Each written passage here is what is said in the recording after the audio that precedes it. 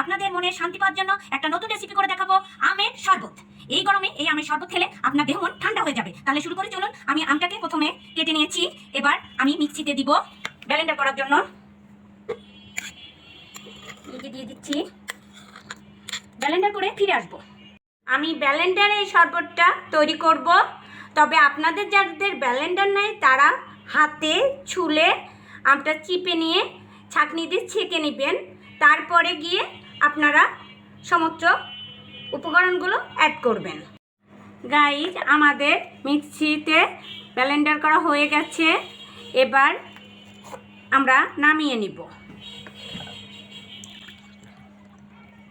এই দেখুন কত সুন্দর হয়েছে, আমাদের ছাঁকা লাগবে না কারণ আমাদের আমে আঁশ নাই।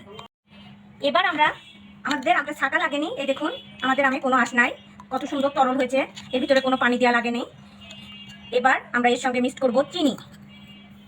যে যেরকম খান সেরকমই ভালো, কারণ গরমে অত বেশি মিষ্টি সবাই পছন্দ করে না, তবে আমি একটু মিষ্টি খাই বলে একটু মিষ্টি দিয়েছি। এবার এর সঙ্গে অ্যাড করব দুধ দিলাম। এবার দিব বিট লবণ, সামান্য বিট লবণ। এবার মেশাতে থাকবো। আপনারা এই তীব্র গরমে আপনারা যদি দুপুর টাইমে বাসায় এসে এক গ্লাস পাকা আমের এই শরবত খান, তাহলে আপনাদের দেহ মন ঠান্ডা হবে এবং শরীর সতেজ হবে, আর এটা হজমের জন্য খুব ভালো। তাই আপনারা বাসাতে ট্রাই করবেন, দেখবেন আপনাদের সবার ভালো লাগবে। আমার এই রেসিপি যদি আপনাদের ভালো লাগে তাহলে আমার চ্যানেলটাকে সাবস্ক্রাইব করবেন। এবার আমরা এটা একটা জগে ঢেলে নিব। এবার আমরা পরিবেশন করব।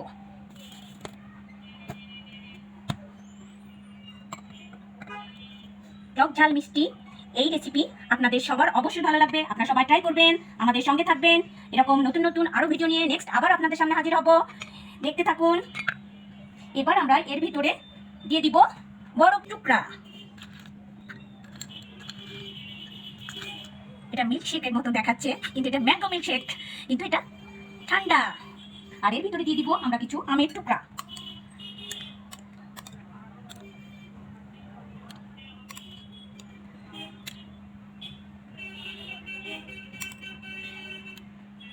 দেখুন গাইজ, আমাদের শরবতের রেসিপি আপনাদের কেমন লাগলো অবশ্যই কমেন্ট করে জানাবেন।